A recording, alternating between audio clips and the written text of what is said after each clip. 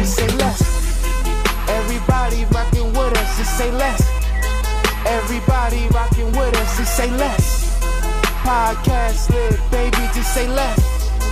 And we climbing up the charts, just say less. Yeah. Episode 3. Hey, they thought we was finished. What it gonna Back be? again. Hey, bars, bars. Early in the show, bars. Come on, Davell. Yeah. What's going on with y'all? How y'all feeling, man? How y'all feeling? Hey, we coolin', Great. brother. Good. Y'all good? Y'all good? Great start to the week, man. I'm rested before the show. Yeah. Good to go. Feeling good. Last weekend you was tired. I know you Well, was tired I was last struggling last week. weekend. Yeah. I see it in your eyes now. I see that sparkle now. I see it. Got that good nap in before so folks need that nap. That's why your eyes red. See, that's okay. I see what we doing here. Hey, don't do me. Geriatric nap. That's the ones you wake up don't know what's going on. Like, Show didn't. I woke up and my mom had music playing for. I'm like, what the? mm-hmm. What time is it? It was a good day. Yeah, man. Oh, Peanut. What up? I got a question for you, bro. What's up, sir? What is I was talking with somebody. What is the nastiest food you have ever had in your life? Like, what's something that they couldn't pay you to eat? Man, probably cabbage, bro. Cabbage? What? Cabbage. Oh, wow. Yeah, Oh, cabbage. wow. Black people are up in arms right now. Hey, man. Up in arms. They said, Whoa. they said, I rooted for him. Hey, my vessel my favorite on the show. Hey, my vessel won't allow me to ingest it. I can, man. Ever since a little kid, man, I never liked cabbage, man. No matter what you put it in, you can put it in a tortilla. You can deep Okay, fry that's it. extreme. Yeah. That's extreme. You don't. So you like collard greens? I rock with greens for sure. I rock with greens. That's weird. Mustard Yeah. greens. Because you can mix collard greens and cabbage together, and it Hey. just tastes. Because they kind of That similar. shit will sit on my plate. Oh my Hey, God. Hey, you better not, hey, you invite me over your What house. is You it, better not though? ever Like, put no cabbage What in is it. it? Is it? I mean, the texture is pretty similar to greens. So Oh no, sir. Greens is better. Mm-mm. Greens is way better, though. Greens way better, mean, though. it's You a little eat bit- salad? Yeah, I rock with salad. I eat Like spinach. romaine lettuce and stuff? No, I don't eat romaine lettuce. I eat spinach. yeah, I don't like spinach. Yeah. Yeah, nah, cabbage. Ever since a little kid, I never liked it. You couldn't pay me to eat it, honestly. Wow. Yeah. Hey. What about you, Nike? What about I despise onions. despise? I mean, does it smell? Like, I think it's everything to do with onions. Like, you can try to hide it, and my family's tried, like, to put onions and different stuff and hide it, but I can always taste the onions. Like, I like onion flavor, so, like, if you season it with, like, onion powder or something like that, It's like, hitting. Oh, yeah. it's cool, but it's just, like, when The you onion actually powder have hit. onions in it, Mm. yeah, that mood killer for me. That's crazy because whenever we would get fast food, my mama would always say no onion, no pickles on her burger. So I would just always automatically get no onion, no pickles. And then one day they put onions on there. I was like, oh, that ain't even that bad. Ain't even that bad, bro. Oh, Ain't no. that Listen bad. If I see that, like, I'm almost about to put in a lawsuit. I'm like, I'm allergic to onions. I'm allergic. You're going to have to give me this and that. Like, Even caramelized onions? I don't like onions, Nothing at all. period. There's nothing, like, no type of onions I like. Like, it don't matter how much you mix it into something or if it's diced very, very fine, I do not like onions. You ain't never had real Salisbury steak then. I mean, I'm not a big Salisbury steak fan, though. Oh, hey, that's poor man food. What about you, Kai? Because I'm waiting to see. Nobody ain't said mine yet, so I'm curious what yours is. So I'm weird. Uh-oh. This is going to be something we all like. Yeah, you are very weird.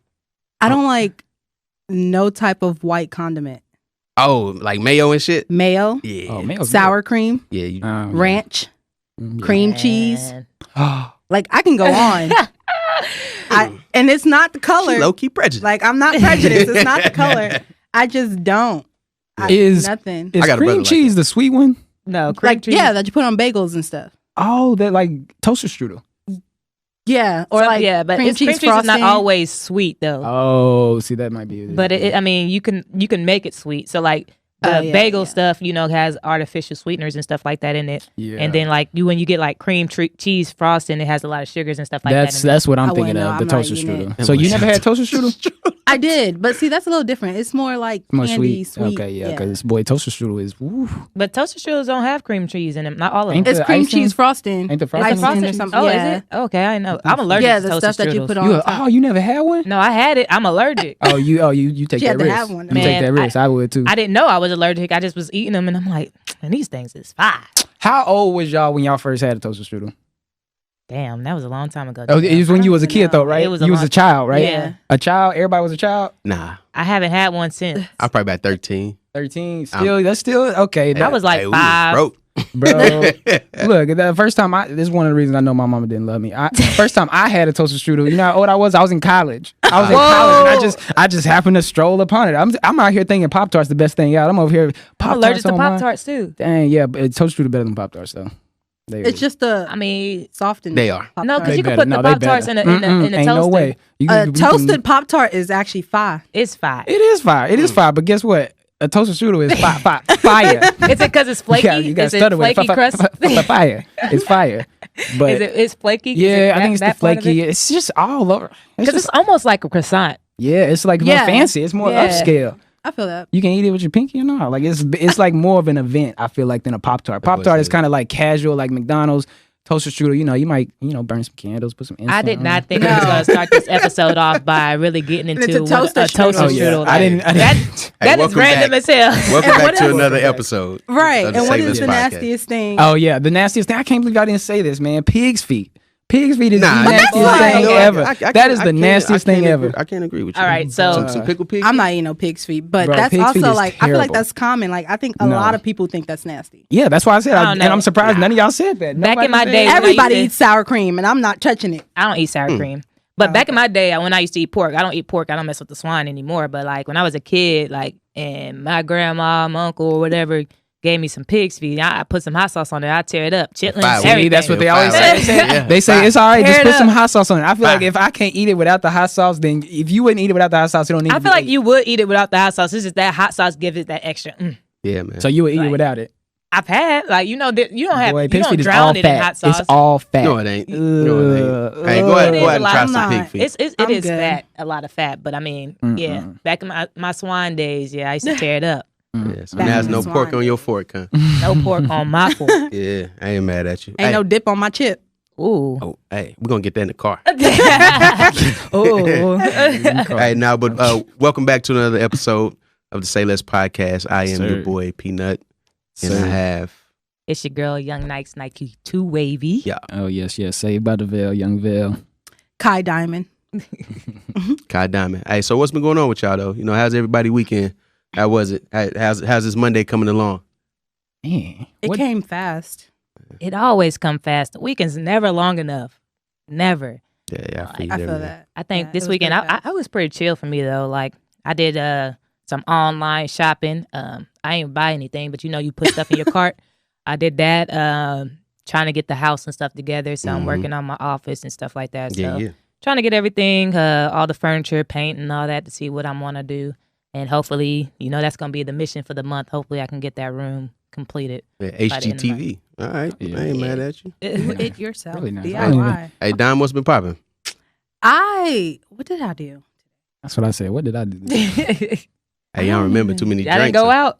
I did hit the group message and seen who was going out, but I ended up not going anywhere. You do that a lot. All the time. And I was fully dressed. Like, Oh, no. we were in the car. We was on our way. So we was going to go to Deep Ellum. And we got in the car. And it was like, it's Ain't just feeling it. us. It's cool. Oh no. And so Well, I went to see- see Bad Boy finally, though. It was really good. What do you think about it? I have not seen the first one. Whoa. That's un-American. Wow. Whoa. So Wow. there's She actually. don't even know the theme Who are song. you related to? I don't Never know. seen Bad Jesus. Boys? I've never seen the first one.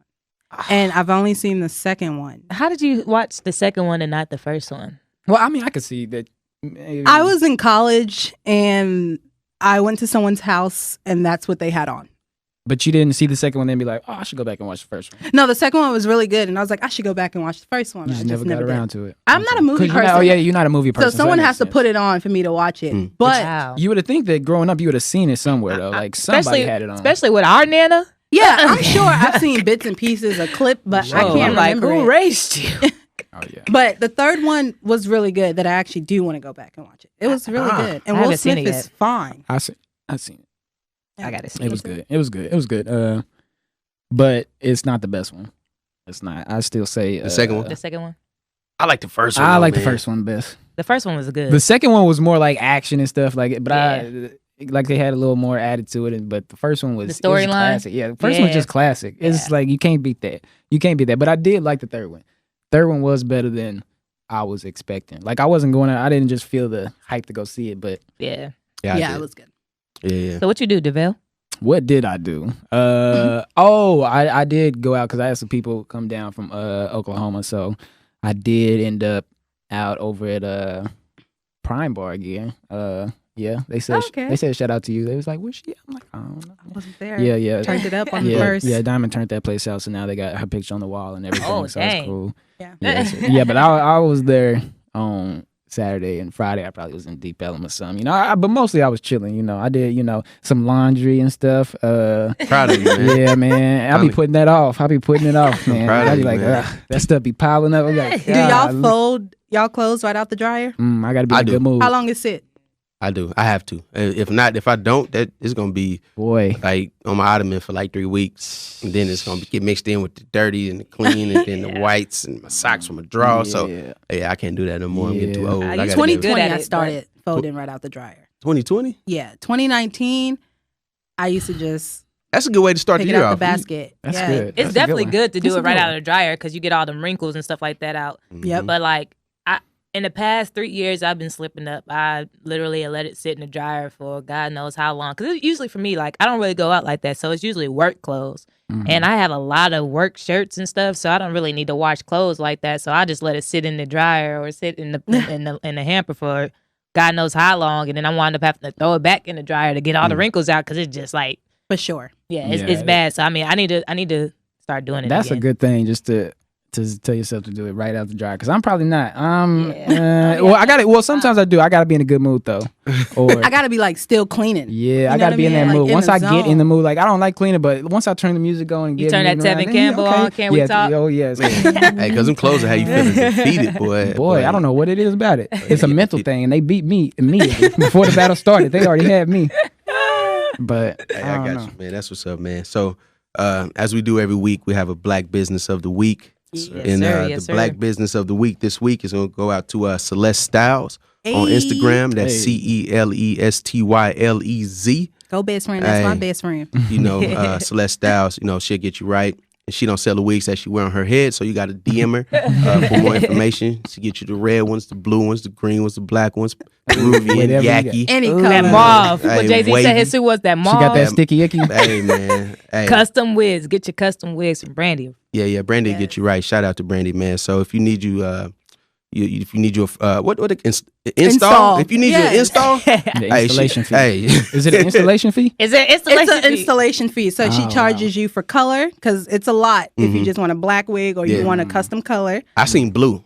Like she killed the blue. That blue was fire. Yeah, like she turned up for her 22nd birthday. That's nice. Nipsey Blue. Yeah. That's nice. So you get custom color. You can come in and she'll put it on your head and it'll last like a week for the glue. She'll style it, curl it, straighten it, whatever you want. Or you can just get it done and she'll mail it to you and you can put it in yourself. So like you can get a Celestestylesz wig from anywhere in the world. Global. Shout she out. global. International, baby. Doing big things. Shout out to Brandy. Hey, y'all follow her on Instagram at Celestestylesz to get with you the Z. with Celestestylesz with the Z. to get you a nice install. Gotta get your wig game. Peanut, you did good with that. Yeah. That was Like good. you did this before. Hey, He know about them wigs and Hey, them How many wigs you done boy. bought? Hey, Man. don't blue, tell the nobody pink, else. the I be in yellow, the the beauty purple. supply store with my wife. Hey, don't tell nobody else. I didn't know the wig game was like this, man. I didn't know it was like Boy, this. That shit- hustle. that shit It's like money crack in the out wig game, boy. Y'all said that people be buying them off you. Like, that's what I'm stuck They on be that. running it. You Run gotta your pay- wig. Imagine getting jacked for your wig. Like You She gotta got pay that like limited install, baby. $300 for the hair, Uh-huh. and then like $250 to get the hair in. Boy, that's a car note. That's $550 for a weave. So how long does a weave last? It depends on how long you keep it up. Like normal weave will last like 1 to 3 months. And then you can keep reusing your hair if you have good hair. So you just want to take it out, wash your hair, rebraid it, install it again.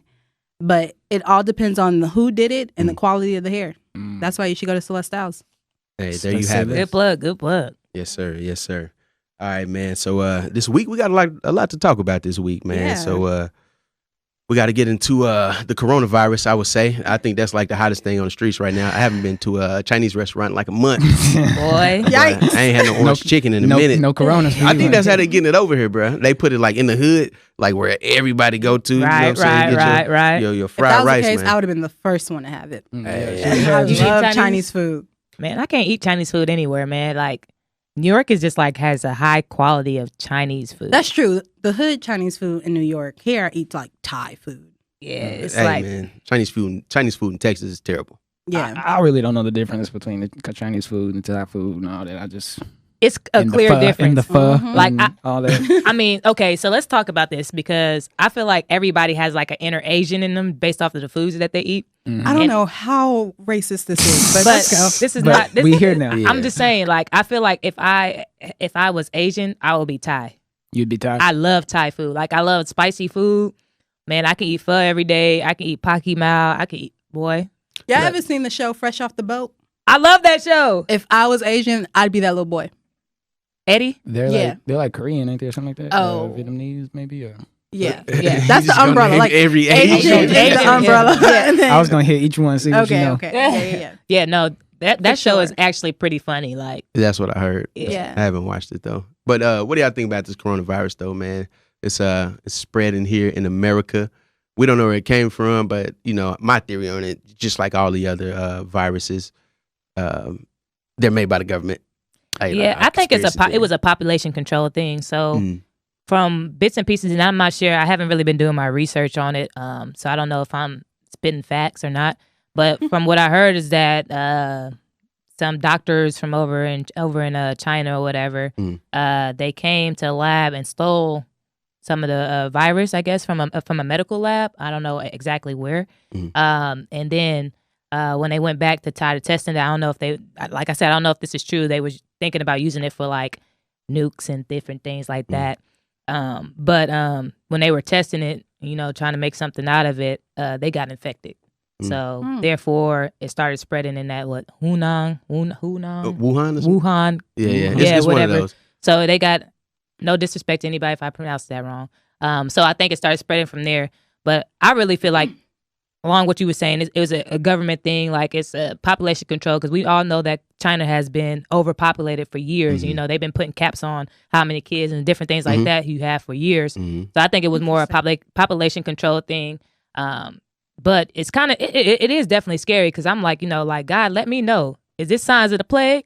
Let me know now. Like, please, Jesus, let me know. Because, I mean, if so, let me go ahead and run up my 401k and my savings because I need to spend this money before the time you is better up. go buy the mask right now. It's just crazy because it's all over the news. And so this morning, we keep the news on at work, and it's on CNN. And this morning, it was like the death toll in the U.S. is 2. Then 5:30, I'm walking out, it's 6. And they're all in Washington State. So it's like crazy to think, right? The like, government. I don't know. It's just crazy. And I think that we should all, for the people that are out there scared, know that there are thousands of people that die from the flu each year. And the media has a way of portraying certain things and making us scared to death. But if they're saying the safest way to not get it is wash your hands and you're fine, I think that, like, I just want everybody to calm down. Not saying not to be aware, but I don't want anybody freaking out or panicking if they see that it pops up in their state or someone gets like infected in their state. Because soon as the next big news hit, we won't hear about the coronavirus and people will still be dying. Exactly. So it's just forecasted on the news right now because they have nothing else to talk about. But it is also a big issue. I know I'm staying put for a while because I definitely was supposed to be flying to New York in a couple of months, but you know, I'm waiting to see how things die down because you know, airports is probably the worst place to go already. Fly with your mask, exactly, and I mean, I personally don't feel like the mask be doing anything. I feel like whatever disease, whatever it is coming. If it wants you, it's gonna come. You know what I'm saying? It's scary to think that they're saying the symptoms is like a normal cold. Yeah, like the normal cold. Yeah, because it's like I was just sniffling the other day. So you know. Calm down. I am fine. But I'm just saying, like, everybody in the winter gets a sniffle a little cold, allergies. So. It's allergy season too, so you don't really know what it is. So. And we don't go to the doctor every time we get a cold. So that's also scary. So we need to start. Oh yeah! Every time somebody sneezes around me, I'm like, "Boy, this man ain't washing his hands, man. You ain't washing your hands the last trip, did you?" See, now you got the corona. I mean, I think it's a little bit more intimidating just because of how everybody's making it sound. Because I don't know about y'all. I know like my job, like every week they're sending us updates. Yes, I got one too. COVID-9 or something. Yeah, they're sending us updates. Like they have stopped all international travel when it first happened, but now they actually stopped domestic travel for our company. So like you can't even travel domestically. Like they like any meetings with more than 25 people, that's like ceased right now. Like everything, they cutting off everything. But I mean, like I feel like they've been giving us a lot of good communication, you know, keeping up with the people over there in China, you know, like anybody that was infected in our operations over there, you know, they're doing a good job at communicating it, you know, making sure that our people stay safe and healthy. So, which is really good. Yeah, there were even talks about canceling the Olympics in the summer. Oh yeah, which that's big. That is big. That's really every big. 4 years. Yeah, that is big. But it is also in Tokyo this year. I don't think they're gonna do that. That's too much money that they spent. Yeah, they're gonna lose billions. Yeah, I was reading up on it. I'll get back to you next week when I determine what I read. Because, you know, sometimes you just be reading, but you don't know what you're reading. Like, I didn't comprehend. I was just like, oh, this seems important. Let me brief over it. That's how I get my news. Yeah, I don't think they would cancel it, though, just because it's all that money that they put into the Olympics. Like, I think they will take that risk. If they have to put a bubble over the Olympic Stadium, like then they have to do that. But they definitely gonna have the Olympics. I don't think that's gonna stop anybody. I mean, if everybody running up and down the courts in quarantine suits, they gonna have to do what they gotta do. Yeah, man. It's just crazy. Stay safe out here, y'all. Yeah, man. Don't drink no Coronas. Wash your hands. Don't drink Coronas. Don't drink Coronas. That's different side. Isn't Coronas like Mexican brand? Like hey, I don't know, man. Hey. They should have changed their name. They got to change the name now. Corona got to change the name now. But I mean, the name Corona is like it's a broad term for different viruses, right? I don't I think they know said one like Corona. there's a lot of different viruses that fall under like the coronavirus. Like so that it's just that they don't have a name for that specific virus. Oh, so it's like John Doe. Like we don't know who that person is. Yeah. But we know he's a dead person. Yeah. Yeah. I don't know. It clicked in my brain. Yeah. So, you get the Corona, you're gonna be dead. So have y'all Simple enough.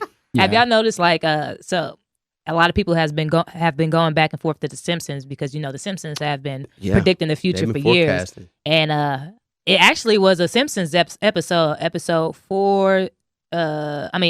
Season 4, episode 21 that was kind of talking about the coronavirus and stuff like that, and there was also a book that I seen online that spoke of the coronavirus and how it was going to be a plague and kill off everybody. So I mean, like. Do y'all think, like, I don't know if y'all big on conspiracies or anything like that. Do you think that all this was a part of the plan? It could be for population control. I mean, I think it's mainly for Asian countries, you know, because you can only have one wife, one son, you know, or whatever. And I think it's probably created by a woman because she wanted to get from under that regime. Because the coronavirus been around a while. Yeah, man. It's just that's what I'm saying. It's different types of viruses under the coronavirus. They don't have a name specifically for it. So they're still testing, trying to figure out what this actually is. Yes, but they're saying that it is derived from bats. But I find that hard to believe, like because I feel like they're over there eating bats all the time. So I mean, just out of nowhere, the bats just was poisoned with this coronavirus or whatever. But that's what they were saying at first. Us and the bats are not even up at the same time. It's a bad bet. How we even collide? Like when we cross paths? I think that's some bullshit though, because just like they said, AIDS derived from monkeys, like back in the day. I think they just lying to us. And honestly, I think there's a cure for it. Like I think there's a cure for every type of disease or virus. It's just if you look it up, there's always patents on you know cures for viruses. And I think there is a cure for the coronavirus. It's just they got to find a way to spread it more. So. I know you were saying that you think that it was mainly for the Asian countries, but why expose one country to something like that when you know like it's a lot of people traveling in and out? It's gonna eventually go globally, like so. Yeah, but you know one of the most westernized places in Asia is Hong Kong, right? It's like they're under like European rule. You know, that's like.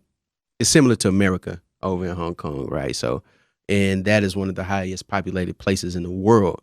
So I do really think it's for like population control. I'm not a conspiracy theorist or nothing, but shit happens for a reason. Like, and honestly. Based off what you said, Nike, the philosophy of like the utilitarian theory, is that like it's the greatest number. She went to college. I did. I got an A in philosophy too. Me too. Utilitarian. Is that 2 T's? But it's like the greatest number of good, right? For the greatest number of people. So if they thought this was quote unquote good, I don't think they care about the stragglers that'll get affected. No. If it's taking out like most of the population that they're trying to control, they don't care about the hundreds or thousands of Americans that may get infected, because this is the good. I agree. And it's been mostly like older, like people that were already like. Yeah, they're weaker immune system. Yeah, young babies and older, adults. Yeah. Did y'all hear about that one case? I don't know if this was true, but it was like, I think it was like in California or something, and it was like there was a lady infected, but then she escaped from the hospital. Like, how the hell you escape quarantine? I don't know if that was fake news or what, but did y'all see? I know I saw one that there was a guy that had it. They treated him. He tested negative, so they let him go. And once he got back into like the regular population, he got it again. So they had to bring him back. I saw that. That don't make no sense. And I know like what the death toll like worldwide now is like 3,000 or something, like 3,000, 4,000, something like that. It's only like 6. It's like, I know it's only 6 here, and it's then 6 here. Yeah. Worldwide, I want to say it's a few thousand, like 3,000-4,000. Honestly, like it may be more here. You know how the media is. Right, they're late to everything. They don't want to scare everybody. They don't want to freak everybody out. So no, I think that's exactly what they want to do. Hey, so that's why I'm gonna vote for a president that can cure the coronavirus.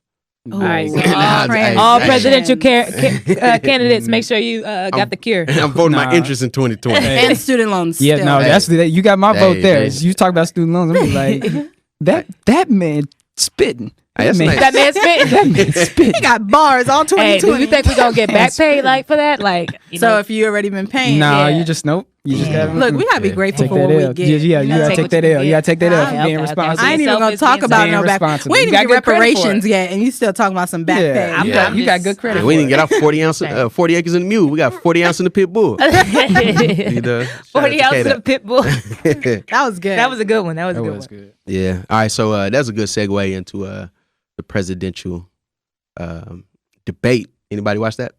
I saw some of it. I need you to fill me in, Peanut. Yeah. All right. So Mayor Pete Buttigieg, he dropped out, but I watched it and I thought it was just a bunch of old motherfuckers just going at each other. Is this the Dem? It was like a roast of the. Yeah. This is the Dem. Okay. Like roast of the Democratic debate. Honestly, I like Bernie Sanders. Like for the people out there, I am an independent. So I can, I like what conservatives bring. I like what Democrats bring. You know what I'm saying? So on the conservative side, I am an advocate for two-way. My Second Amendments. The right to bear arms. But I think I like Bernie Sanders, but I think he cares too much, and he's incorruptible. So I think the people in America try to get rid of him faster than anybody because he like, all right, like I want to give healthcare to everyone, but I also want to tax the 1% right. a certain amount. And those and people with money, the 1%, they're not going like back it. And then we also have our friend in New York, Mike Bloomberg. Mm-hmm. Yeah, I saw him getting roasted up there, man. They was coming at him. Yeah, I don't really fuck with Bloomberg. He was coming at him. He really want that black vote though. He really do, but he gonna have to pay for it. Yeah. Like he got the money. Yeah, he paid to run. Nobody like endorsed like Mike Bloomberg for president. He's the motherfucker like, hey, I'm the richest motherfucker up here, and I'm gonna pay my way. A lot of money. He spent like $300 million in advertisement for black. Every Mike Bloomberg. It's something black related. Related. Like I'm like, dang, you has he had his Breakfast Club interview yet? Nah, not yet. It's coming. It's coming. Not yet. For sure. He probably the one that pushed that Popeyes on us too, though, low key. And the coronavirus. The chicken sandwich. Yeah, he probably the one that put that chicken sandwich on. I brought y'all that chicken sandwich. Yeah, and then he got that in the tuck. Like he gonna pull that out when it's like counts. It's time to release the Popeyes debate. What about Elizabeth Warren? What you think about Elizabeth Warren? I like Elizabeth Warren, but I don't think she has a clear agenda for black people. Mm-hmm. And I can't really. You can ask her what it is, and she really doesn't know. She doesn't have one. Mm-hmm. And I can't think of the other lady's name. I cannot pronounce her name. Amy something. But Elizabeth Warren was turn her ass up, boy. She said her. She said her. I think it was for health insurance. They were talking about health insurance, and she said her health insurance was as long as the statement is long enough, you can put it on a Post-it note. I was like, man, that's cool. Yeah, Elizabeth Warren be firing shots. Hey, boy, she had my attention. She be over there. She be especially Bloomberg. She was killing him. Yeah, man. They had my boy Bernie up there shaking the shit. Raising his hand and shit. Hey, I got a question. I saw they said whenever Elizabeth Warren had a one-on-one with Bloomberg, they said it was like Randy Moss when he put his hand up. Like, come on, throw that up. Hey, lob it. Lob it up. I'm gonna take it to the crib. But now, man, I'm for everyone being able to access health care. And I don't care, like, I'm not part of the 1%, so I don't really care if they tax the rich people. But at the same time, I think if people want to be able to purchase health care from a private institution, they should be able to do so, you know. And I don't think that our money, like as people that's part of the middle class, lower middle class, even poor people, you know, I don't think people should have to pay a premium for health care when there's countries like Canada and places over in the UK giving it away for free, along with college, you know. So I don't know, man. It's kind of it's a slippery slope, and I know people say, well, we're gonna pick the lesser of the two evils, and that's kind of hard to do, like honestly, because all of them, like even Joe Biden, you know, created the '94 crime bill that sent disproportionate amount of black people to prison. True, you know, Bloomberg, in Joe Biden. Not Joe Biden, Bernie Sanders, he endorsed that. He was for it. He did. And Bloomberg, he had stop and frisk that sent a large amount of black and brown people to prison for no reason. And Khalif Browder was an effect of that, you know. So it's kind of tough, man. Yeah. It's kind of tough. So how do you all feel about, like, you know, with Bloomberg having a tight relationship with Trump? Like, how do y'all feel about that? Do you think that, like, if he was to represent the Democratic Party, you know, do you feel like it's a setup? Is it a part of a bigger plan just to get Trump back in office or anything like that? It's tough because any one of those candidates can drop out whenever they want to, you know. And I think I wouldn't say Bloomberg has the biggest chance of defeating Donald Trump. And within like the first 15 minutes of that Democratic debate, like everyone was like, I have the best chance of beating Donald Trump. This is what we're going to do to beat Donald Trump. And I was like, man, like that is not, like what you're saying to us is not the mission. Yeah, it's not the mission. The mission is to take care of the American people. Like, understand, like if you win, right? You know, you obviously know, like we know who you're beating, but I think you have to really sit down and listen. That's all political, like propaganda and like bias, and because they know that we hate Donald Trump, so right? They're using that as an advantage. Right. And so now they're going to use that on us. And there are people who, I even take fault in this, where I haven't been up to date with that, right? So I can tune onto the TV and I hear someone saying, we're going to do this and we're going to make sure that we take down Donald Trump. And I'm tuned in like, okay, let me start paying attention to this person. Yeah. Never pay attention again. And it's time to vote. Now we're voting for someone that all we heard them say is down Trump. And a lot of candidates will lead with that. And we'll get fixated on it, you know. Right. Because guys like Mike Bloomberg, even though I wouldn't vote for him personally, he has the Greenwood Initiative, you know, that will put more money into the black community, investing in, you know, homes for black people and businesses for black people. But at the same time, I feel like it's his way to try to get into heaven. You know what I'm saying? To get into heaven, like, because that motherfucker is on his way out of here. Yeah, he old as hell, man. So, like, honestly, it's tough, man. It's tough. 2020, man. I think you don't know who's gonna win, honestly. You know. Yeah, it's definitely gonna be. I mean, I feel like since Trump came to office, one thing that he has done is he allowed everybody to say exactly what's on their mind, no matter what policies or what they're trying to preach. Like, they just say whatever. So I mean, it's like really hard to really tune in because it's just really a roasting contest. Yeah, really pretty much. It's everybody just bullying each other. It's not really about the people anymore. It's about like, okay, who can bully this person the most? Like so that's why it's hard for me to pay attention to the debates and stuff like that, because we're not focusing on the issues like we should. We're more so talking about personal gain and, you know, being that superior person more so than caring about the people. Yeah, I know one thing though. Somebody mentioned wiping out student loans. I'd be like, sorry, y'all. I wanted to hear about your other stuff, but that spitting. I'm sorry. Yeah. They spitting over It's just like one of the things, like, so like, okay, yeah, they could talk about it, but I don't really feel like they have a full-fledged plan on making that happen. So like if we do elect whoever, Bernie Sanders say he's going to take away student loans. So we get Bernie into office, and then we probably will not see anything happen. Oh yeah. And pardon me if I sound ignorant, I just don't know how easy is it for you to say that if it has never been done. It's very easy for you to say it. You can say whatever you want. That's the thing. So They like, just up there selling dreams. we shouldn't just easily take that and believe it. Oh, no. Because if it could have been done, I feel like it would have been done. Mm-hmm. Or like, what are you going to just print over consumption? Sorry, all this money and take away all like how? What is your plan? Like, is it that easy? I don't think so. I don't think nothing's easy. It's kind of like with New York. You know, New York, they're the first state to have free college tuition, right? You know, and they're seeing actually like a steep hit in their economy in New York because they had to raise the taxes by so much. You know, so like the state itself is starting to suffer from that. So they got to do a lot of recovering. So I feel like, you know, initially it sounds good, but we don't think about the next few years. We don't think about the bigger pictures. Because like now the taxes is going up, so it's making it harder for people to live. You know, like we already know New York is expensive. You're gonna get a 600 square feet home for $2,500 rent. Living in the hallway. You know what I'm saying? So like now, you know, it's constantly going up. So I mean, it's making it harder for the people, even though we're getting people into college. You know what I'm saying? So you're gonna be in the hallway. Yeah. And I don't think that truly aligns with the way the Times is going today. We all have college degrees. But the way that the world is going, I don't know how beneficial it is to just try to get people into college. You can be just as successful without it. Yeah, you can. Especially in my field. Yeah, a lot of places is experience over the degree. A lot of places. Right. But so with college, like how y'all feel about college? Scam.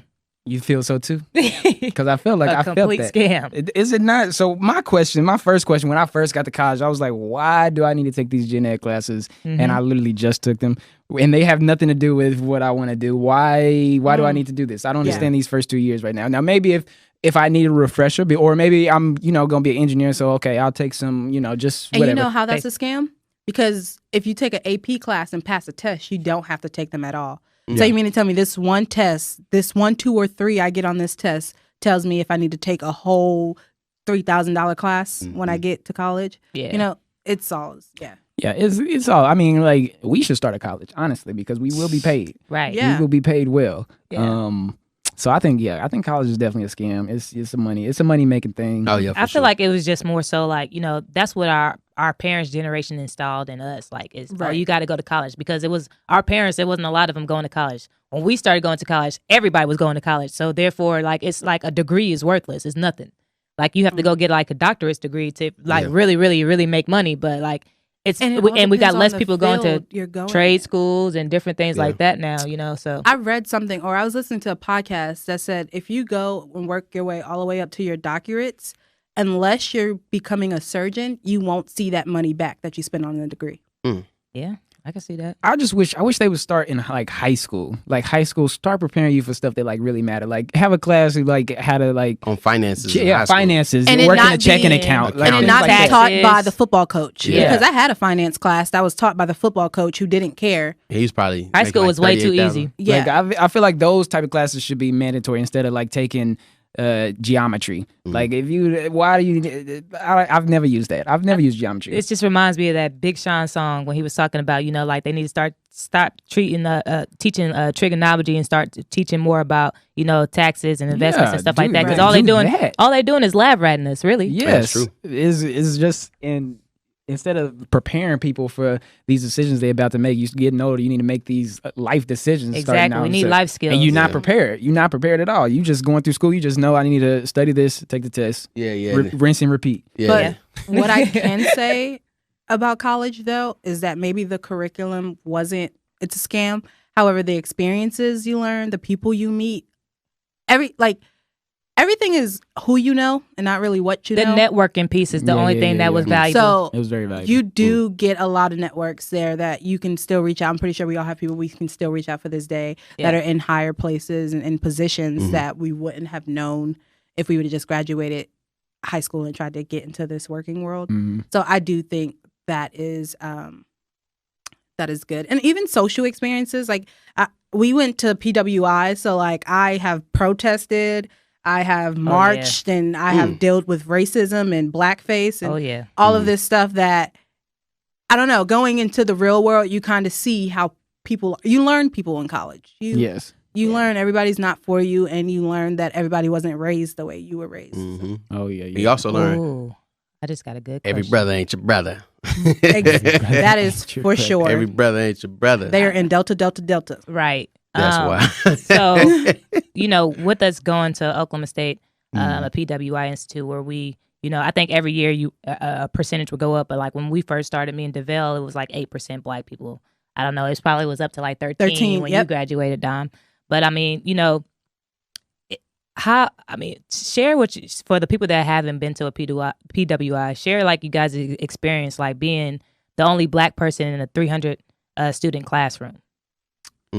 Yeah, I mean, you gonna be the only Black person. Most of your classes, you gonna be the only Black person. It might be there might be one, maybe every once in a while, but for the most part, you're gonna be the minority. You're gonna really feel that minority. And it sucks too. Say for instance, you're taking an exam and you fail that exam, right? I feel like college only tests you on how long you can retain information, right? You know what I'm saying? So I ain't gonna lie, like statistics, calculus, all that. I wasn't the greatest. Like I know how to deal with money, but I wasn't the greatest in that. Like, man, there's times I had to like retake those courses, but I don't think college doesn't really like test like intelligence, honestly. No. I think it just tests how long you can retain a specific amount of information for 3 fucking days. Yeah. So, I think it was like, being like one of the only Black students in the class, maybe you might have 2 or 3 depending on, the class itself. But I thought it was always like funny how like when you would walk into a classroom, your teacher already knew who you were. Yeah. So it was like, Nikira, yeah. And white people always struggle with my name too. I feel like if I saw my name, I would say Davell. I kind of I don't know, but that's me. That's me. But white people, they Davell, Davell, Deshaun.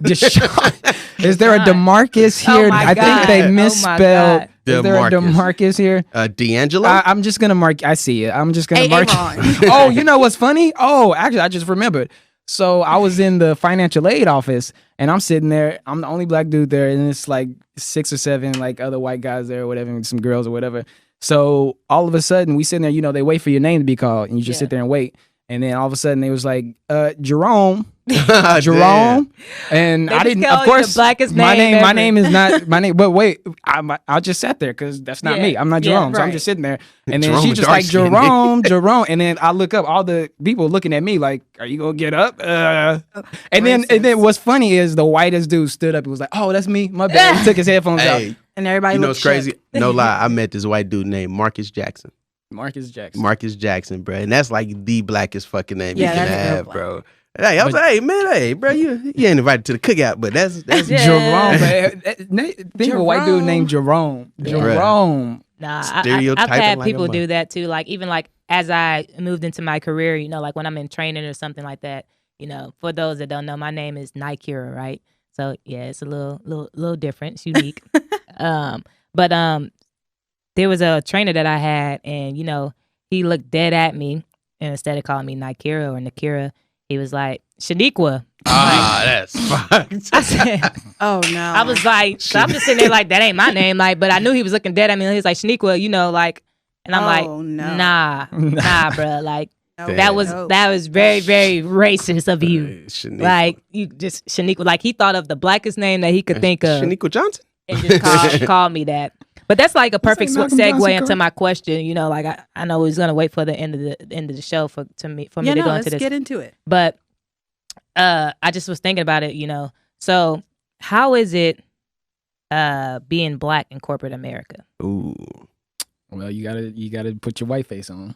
No, sir, not me.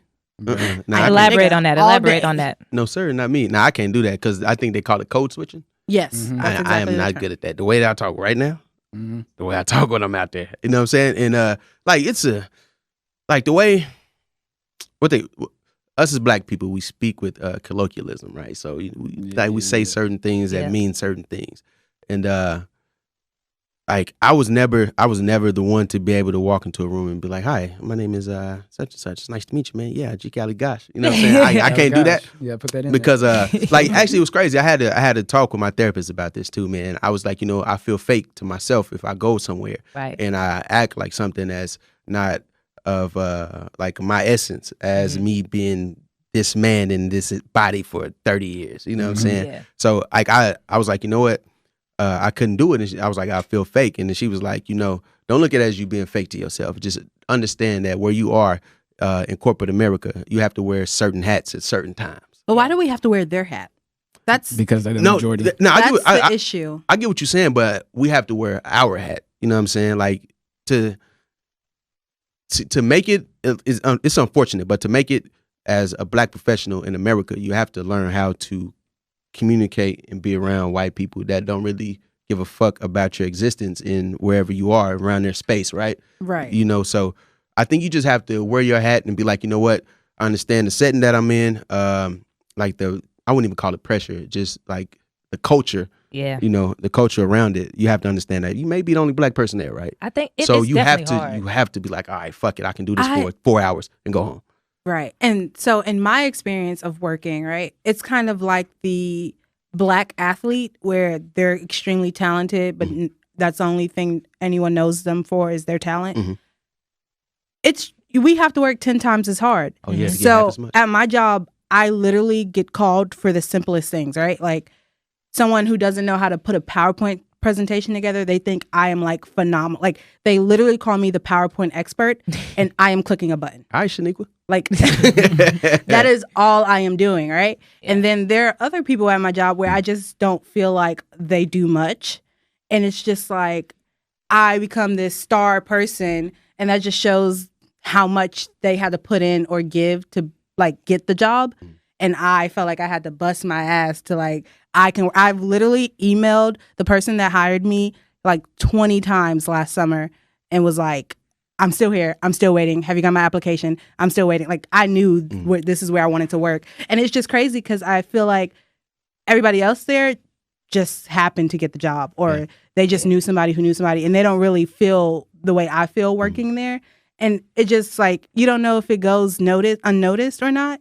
And it's just crazy because I feel like you have to work 10 times as hard. Like you have to stand out. Like even if it is just simply clicking a PowerPoint button, I'm the only one in that building that know how to click that button, and that is literally crazy to me. And it's in going off of something that Peanut said, like you want to be like yourself, be proud of who you are, proud of what you've done. Everything who you are, that's who you are. That should be enough. But at the same time, I know a lot of black people worry about reinforcing any of those stereotypes that white people do have. So they in the back of their head, they like, I don't want to be that loud. I don't want to be the loud person, or whatever. Like I saw, it makes me think actually of something on Twitter. I saw people was clowning this girl because she was like, she was in a restaurant and a white lady, I forgot, it was like a white lady assumed she couldn't pay for her meal or something like that. But the black girl paid for the white lady's food just to show like, and everybody was like, no, well, I can do that it. Didn't. They was like, but you understand why she thought that. But people on Twitter, they're gonna clown her like, why would you? Oh, I think that? I know what you're talking about. I think it was groceries, like at Walmart, or maybe it's a different story. But I seen that where she was like, I'm gonna pay for her groceries too, or and something. Yeah, just because you want to prove to me. Yeah, like you want to prove to them that you better. Why do we have to go that extra mile though? Like I feel like in just in corporate America, like when I'm a manufacturing engineer, so like. 50% of my job, I'm in the office, and then the other 50%, I'm on the floor. Most of my team members are people of color, so whether they're Black, Hispanic, or Asian, whatever the case may be, their majority is people of color. So I feel like in the 6 years that I've been working with my company, I was able to relate more so to the people on the floor than I was into the office, just because of that simple fact. So it's like, I understand like a lot of their complaints that they have on the floor, like I'm able to talk to them, it's like a mutual respect thing, which can be definitely hard in our community because like to mutually respect somebody, especially as that's younger than you and of the same race, it's a fine line. You got to find that balance, right? And I like to use the quote, level spelled backwards is level. You got to balance it, right?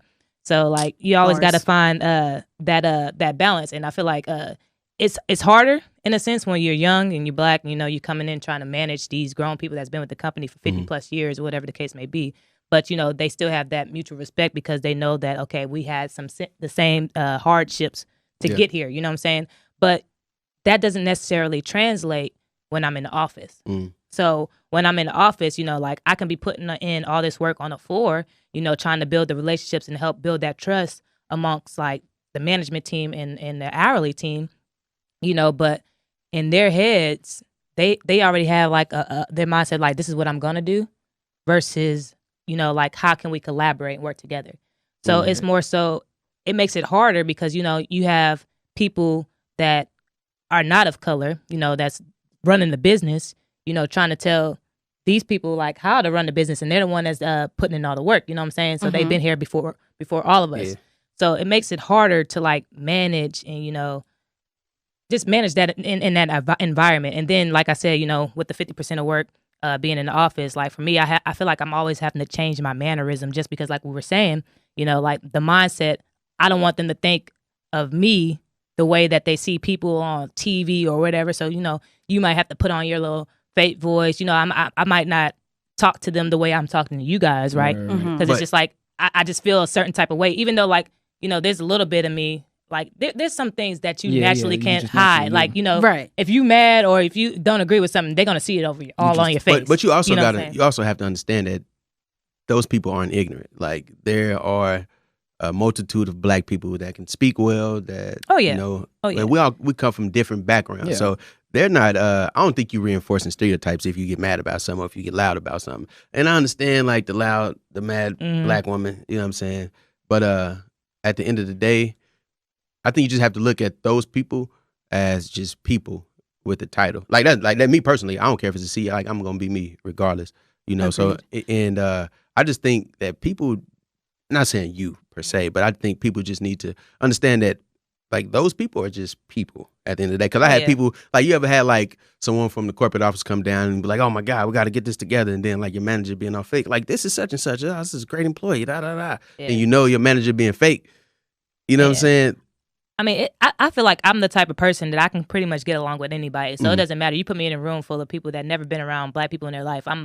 We going to be good. You know what I mean? I'm not going to feel any type of way about it. But there is a lot of people and that, that's Caucasian, that may not have been around a lot of black people. So, like they ask questions, and this is going to lead into another question. So like, and I think it's purely off of the fact that they don't know and they don't understand. So like, they don't know if they're being racist, but they are. Yeah, and I don't like when white people say stuff like I don't see color, and everybody's the same to me. Like I don't like that. Because obviously 101. Yeah, obviously it's a lie. I mean, obviously. But what I just wish people, I understand why they saying it, because they're trying to whatever. Yeah, but then also, sorry to cut you off, but you not seeing color is not helping the larger issue that America's exactly. facing. Like I wish that's not what we're wanting. Yeah, I wish people would just accept the fact that we're different. Like we are. There's nothing wrong with being different. Like people having a bunch of different opinions and things is what makes something great. You need different ideas, different people to come in with different experiences in order to make something great. You sitting here saying like, oh no, I just think everybody's the same. Everything's good. Everything's all good. It's not. It's first of all, we know it's not true, and second of all, it's not helping anything at all. I think it usually like these conversations or these remarks don't come up until something happens in the world, right? So, like for instance, like the Ferguson issue. I give an example. This was a real life example.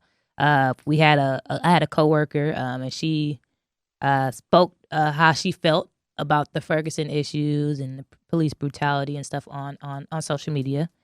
And me and my other coworker, he was a black male.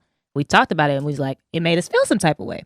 But I liked this person as an individual, so we felt that it was important that we educate her on how we felt. And I think that's where we missing, like instead of like going off on them, because in that situation, she really didn't understand, because, like, I'm not going to just say it's all ignorance, because they just don't know. So some people you have to educate. Now, like if you have to keep telling this person over and over again, then I mean, obviously, there's a drawing line. But once we educate her on it, like and it was one of those, like, we commented on Facebook on there, you know, very respectfully. And, you know, then some of her friends got involved and they was like, yeah, that was a little insensitive of you. And then when we got to work, you know, me and all our coworkers at the time, we just sat down and had a conversation about it. And, you know, understanding each other's points of view, I think that helped build our relationship and our friendship stronger. And still to this day, we're all tight. We're like family. You know what I'm saying? So yeah, acknowledge the differences. There's nothing wrong with that. Like, there's nothing wrong with being different. I think that was a teachable moment for her. So yeah, you did a good job on it. So definitely use that to your advantage. You know, like if you do get involved in those situations, you know, don't go straight to 100, 0 to 100. You know, use it as an educational tool. I mean, they expect you to respond ignorant, right? Those type of people, they expect you to respond ignorant. So, you know, be bigger than that and actually, you know, teach them. Yeah. There you go. There you have it. Yeah. All right. So that's hood politics. That was really good. Yeah, that's the hood politics for real. All right. So that was good. We're gonna get on the topic of new music. Y'all heard any good music lately? Like any good artists? Good albums, good songs? Put me on. Put them on. G Herbo was really good. G Herbo and Lil Baby. I think those are two standout albums that came out last Friday. Yeah. We just talked about some deep stuff. And so G Herbo album's called PTSD. And he's dealing with the trauma in America of living in Chicago. Yeah. And being 24 and knowing more than 50 people who have died or been murdered, which is extremely crazy. The album itself, I still just can't wrap my mind around being 24 and knowing 50 people. And he said that he seen his first murder like in his own eyes at 8, and he was shot for the first time at 16. And that is literally wild to me. But yeah, the album was really good. It told a story. I don't know about replay value. Maybe there's like 1 or 2 tracks I'd go back to.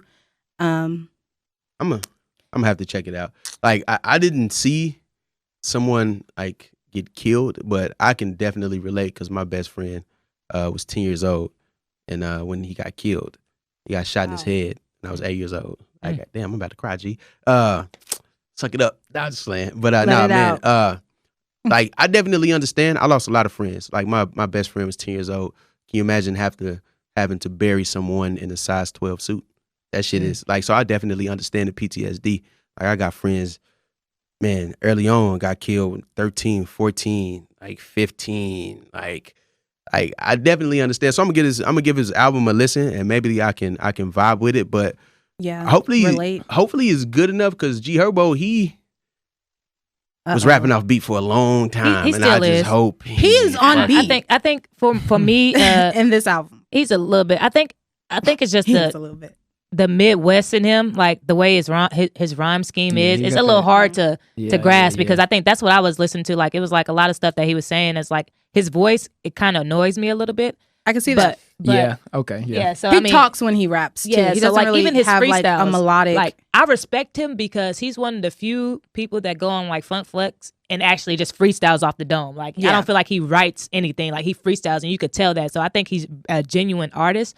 But I mean, his sound is kind of hard to grasp. But you know, I definitely listened to it. I think I got 2 songs left on the album, and I thought it was pretty dope. You know, he's sharing his life experiences and stuff like that. And then even outside of like, you know, the streets of Chicago, he was talking about like his baby mama and how like their relationship and all that. So I mean, it definitely gave us a sense of who he is as an artist. And I mean, I really believe that he's grown up a lot within the past couple of years. I don't know if it's just because, you know, he has the right people around him, you know, like he's dating Fabulous daughter, you know. He talked about going to therapy, and I've seen a couple interviews this past weekend too. So he's in therapy. I think that's it. Yeah, I was going to say this is almost like his Meek Mill Championships album, even though that may be a reach, but it just seemed different from everything else he's been rapping about previously. It seemed real grown. I think he has the right people around him. Like, you know, like I was saying, like he's dating Fabulous daughter. You know, I think Fab has been a huge mentor to him, you know, schooling him on the game and all that. So, I mean, you can tell that he's on the up and up. Like it's good his to see those mindset young has brothers. changed, and that's good. You know, that's what you want to see, especially if he's 24 years old. Like he's young, you know, and coming off the streets of Chicago. Thank you for like calling me young. Yeah, you young, but I mean, coming off the streets of Chicago, you know, it's great to see somebody, you know, that admit their wrongs and, you know, moving forward and trying to do something positive with their life in the music. It's good to see the elevation, man. It's good to see him. So what about Lil Baby's album? What y'all think about that? I want to know what Nike think. You heard him all. You heard them all. All right, so I started listening to. I heard that whisper over there.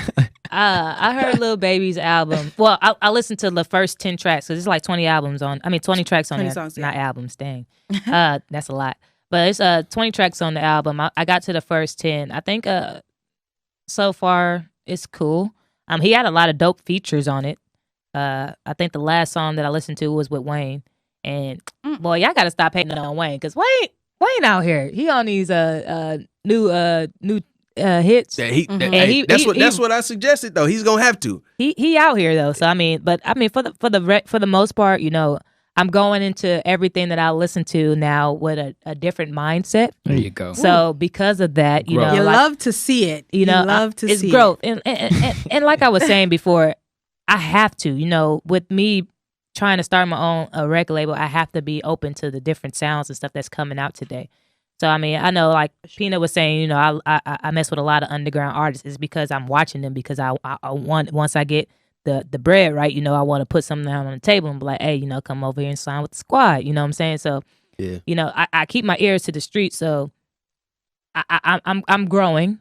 I've been on this 90s R&B and hip hop wave for the past couple of years. So, you know, just because I felt like there was a few years that all the music that came out was just a lot of mumble rap and it wasn't really, really good. So I went back to 90s rap and I've been kind of staying on that. And it's just because I'm a student of the game. So I want to understand, you know, that time frame. You know, I feel like I had a good grasp of all the music that came out in the early 2000s and stuff like that. So I really need to understand 90s rap, you know, to be versatile. So what do you think about all the rappers that will tell you they don't know much about Biggie and Tupac? Or Roddy Ricch, they asked him who does he look up to, and his answer was Young Thug and Future.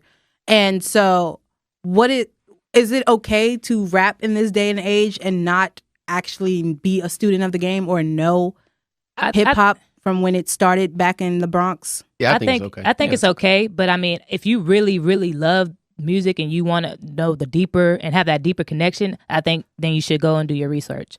So I'm probably one of the only ones that'll go watch every hip hop documentary that's out. And it's just because I'm so passionate about the music and stuff, and I want to understand every little detail about it. Like even today's songs, like I'm always listening to the songs, and it might sample an older song. I'm the type of person that's gonna go look up that older song that they sample, and I'm gonna be like, okay, where did this come from, and find out what song they sampled that from, and so on and so forth, because I want to understand the deeper sense of music. So I mean, that's just me. Like I want to learn all that, you know, just so I can be well rounded. But for artists today, you know, like they're gonna rap like the people that they hear right now. They don't really care to go and do all their research. They here to get a check. That's it. That's true. Get that money, that bag, as they say. Get the bag. Drake dropped some new music. So, hey, shout out to my Scorpio brothers. Shout out to my Scorpio brother Drake. Why we got quiet? Shout out to my Scorpio brother Drake. I feel like Drake, you know, we use the term industry plant. For Drake, did we use that? Not at all. No. We use that term, but we don't use that for Drake. So we said Drake, you know, like he has a lot of ghostwriters and stuff like that, and depending on who the ghostwriter is, you know, like that's where the sound comes from. Is that? I wouldn't say that. Not on the Tupac. Yeah, I wouldn't say that. I would say like he definitely has a team that, you know, helps him out and everything. I wouldn't go so far as to be like basically someone else is just writing his rhymes or something. I think he has some influence on it. I think he has influence on it. I think he's in there. He's working on it. But I feel like it's kind of like a kind of like a Kevin Hart kind of situation where like you become so big that like it's mostly you, but you've taken in influence. You've taken in you know what's going on because. I like the two new songs. I thought it was it reminded me of like the old Drake. Yeah. So I mean, I liked it. I'm not gonna disrespect Drake in any manner, but like, cause I really think it's like the first songs that we got from Drake, like Fear. Fear. Fear was my stuff. Yeah, all those songs. Like I feel like this was the old Drake, so it definitely. I like it. I mess with it. So if his album comes out like this, I'm gonna really mess with it. Yeah, I really like Chicago Freestyle. I love Chicago Freestyle. Really good. Is that Party on the beginning? Who's that? Honestly, it sounds like Brent Faiyaz ass. But that's what it sounds like to me. Okay. Yeah, it sounds like Brent Faiyaz. And they're not credited on the song. Like I didn't see it. If you Chicago listen, Freestyle was clearly better than the other one. Chicago Freestyle was Party Next Door, but it sounded like Party to me, and I know the little affiliation, so I assumed it was Party. Chicago Freestyle was better than When to Say When. Easy, I don't even think I finished When to Say When. No, well, When to Say When is the first song, right? It was with the When to Say When. Is it's a Song Cry sample, and so Drake is the video. He's in Marcy Projects. I didn't like that. I don't. Okay, we want to talk about it. We can talk about it, please. Okay, so my issue with that is that I don't like when people make the hood accessory kind of. An accessory or like a, what do you call it? A souvenir? Like, you know, like a. But Drake's notorious for that though. Is he? I feel like he always does. This is very true. Like even taking Afrobeat music and making it this thing where he feels like he's brung Afrobeat. I can give you that. Yeah. It just, maybe Marcy Projects is really home for me. Yeah. Like Best I Do or Die. So I don't know. I just don't like it. It's like when I seen the girl on going viral for Millie rocking in front of Marcy Projects. It's just like, why are you? It could be. Like why are you in my hood? It's Drake, weird. The Drake one could be. It could also be showing kind of respect a little bit. Like he knew what he was trying to do. But you can see it as kind of just showing respect. I think it was respect because it's always been that underlying weird thing with him and Jay-Z, and so maybe he's finally like, this is his 444. Like honestly, he's being a man. I don't know about that. Honestly, Drake is a Scorpio like me, so that entire video, he was just stunting. I think that's what it was. So you think he was taking shots? Man, he put out the Rolls Royce on niggas. He I can think go where he want to go. Like the money. Woo! Like, I never thought about it like that. Yeah. Like that was his real crib. Like I gotta go rewatch that. He was just stunting. He was just stunting that whole video. I mean, for sure. I feel like there's some grimy dudes and stuff out there, and I'm surprised. You know, like somebody didn't just like fuck up his whole set. You know who Drake is, Drake. But I mean, in touch nowhere. But Drizzy, I mean, something. But because I mean, I felt it. I felt like it was a stunt too. Like, oh yeah. So I mean, see, I didn't look at it like that. So now I gotta go back. Yeah, but he was stunned for sure. I do know that there's always been like a low key Drake Jay-Z beef. And so. I didn't really hear about it, but Jay-Z probably wasn't. No, they was definitely going at each other because Drake was talking about how Jay was just rapping about like Warhols and wine. Right? Didn't Drake say? I mean, Jay-Z. What song was that? He said, "You rather be." Woo. I can't even remember. He said something like, in a sense of, you rather work for the man than to work for me, just to say you on my level. That shit is personal to me. Like that was a Drake shot. Oh. Yeah. Yeah, shout out to him. Oh boy, that's my guy. You can't beat him. Boy. You can't beat him. He's the most consistent. That's the GOAT. Consistent artist. That's the GOAT. He's been in the game for over 20 years. Yeah. I don't know though, but Drake did do good. I am kind of in tune with the mainstream poppy Drake now. Like he did good. The songs were great. Chicago Freestyle is my favorite, but I don't want the whole album to sound like this. I wouldn't mind it. I like it because I mean that's the Drake that we used to. That's the Drake that we first like.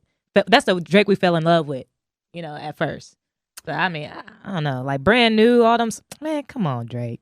He can give us an A side and a B side or something. I can't get the whole. He probably will because that was the last one. Scorpion was A and B side. And I actually took the A and B and made a C side playlist because half those tracks were throwaways. But it's whatever. Hey, but Drake is the last. I like Scorpion. The last a little bit. Yeah.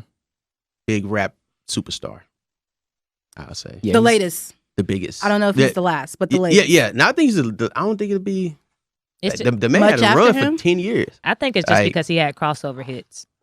Well, that's what ain't nobody else doing it. Yeah, that's if it was easy. If it was easy, people would do it. He been running it for 10. But also, we can say crossover, but also Drake doesn't strike me as his songs didn't sound like a crossover hit. They just crossed over. Where Nicki Minaj, you can clearly tell that was her goal. Like Starships, she finally admitted that was a terrible song. She made that song to cross over. I don't think Drake makes music to cross over. I just think it happens to cross over. Yeah. Kind of like The Weeknd. I don't know Starships either. The only Starships I know is y'all don't know Starships by Nicki Minaj? To see No. Starships on Bankhead. Hey, Hey, that's only spaceships. But yeah, I'm definitely like in tune to see where Drake takes us this year. He's gonna drop his solo album, and then him and Future should still be dropping an album. I think that's gonna be good. I'm looking forward to that. That might be It's the been best pretty album. good. I'm looking forward to that Kevin Gates album too. It's gonna be a hot boy summer for us. I don't know about for y'all. sure. I don't know about y'all, but we gonna be good. Hey, so we good over here. Hey, we're gonna be wearing gray sweatpants all year, baby. Hey, we out here. So we out here.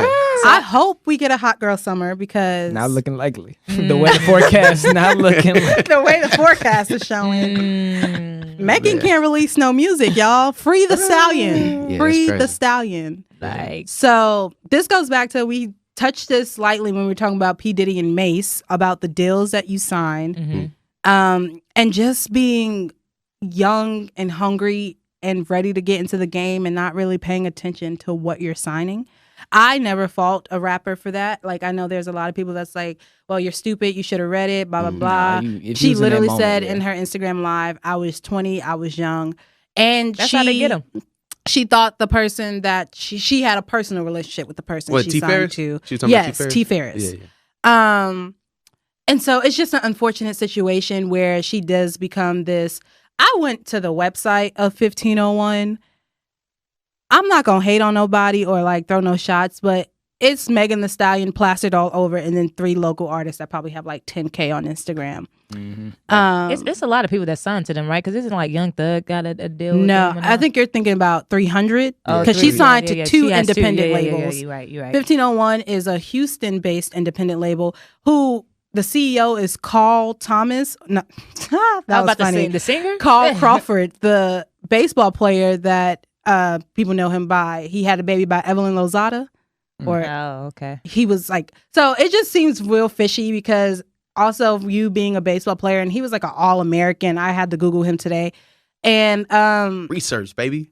Yeah, I'm just confused on why you're so money hungry. Like, what is happening in this situation, and why can't the Stallion listen to put out some music? Like, we want to hear new The Stallion. So. I'm really curious to what all that deal entailed, because with her being so, well, it's an independent label. You should have free range and will to do whatever you want. So I'm really she probably signed a distribution deal somewhere. Right, because in her live, that's what she also was telling us, that she's not signed to no major. So everything she's been doing has strictly been The Stallion. She's been putting in all the effort.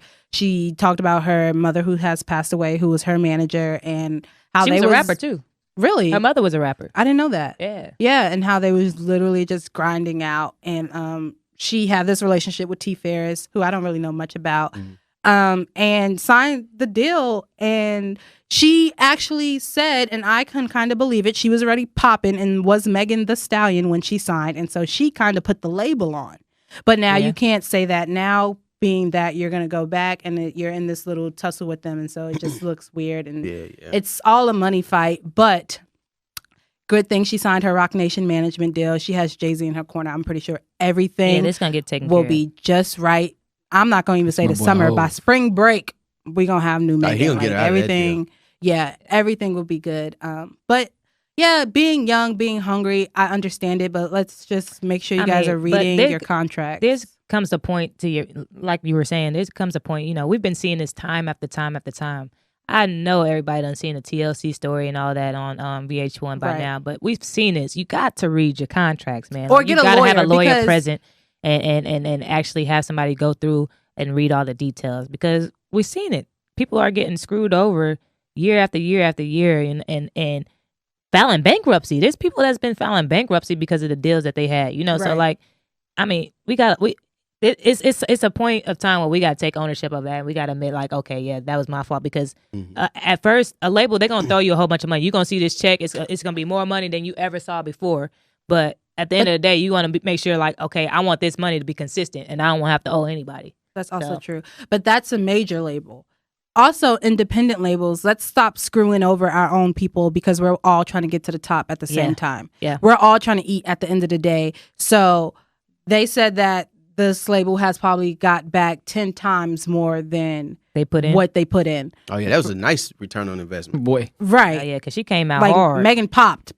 She came out hard. So, yeah, let's just stop. But But it's all a business at the end of the day. And That's he looking the at it only like a thing. business. He's like, boy, Right. I'm getting paid. I seen somebody say, y'all be too focused on the show and not the business. But it is show business, and that's what it's all about. But karma is a B. Of course. So, I mean, he gonna get what he deserves in the end if he... And we're going to get Megan music. Oh, yeah, we're definitely going to get Megan music. You know Jay-Z coming with it. Yeah. But there's been so many rappers, and Cash Doll had this same thing where she was releasing music, like being just as big as she is, releasing music on SoundCloud and like under fake names and stuff like that, just because her fans were so hungry and she was so hungry to write and rap music, but they would not let her release music. But she was like, she just wanted to get it out. Like she was, so. Hey, shout out to all the female rappers out there, man. Yes, it is Women's History Month, so shout out to all the female rappers Yes, out March, there. come through. Yeah. So Especially shout out to Dreezy. That's my favorite right now. I like Dreezy. I like Dreezy. My favorite female artist right now. And you ain't got to just pick a favorite because we are not pitting them against each other. No. It's room out here for all female rappers to win, but I just fucks with Dreezy. I fuck with Young M.A. and Saya. Well, you so New York. Jesus Christ. No, I mean, they got some dope music, biased, but you know what? boy. But you know, it's Right. funny because okay, so Pick somebody else. Recently, I've been really talking about New York rappers, but I really fuck with the West Coast heavy. Like all my favorite So you rappers. fucking with Saweetie?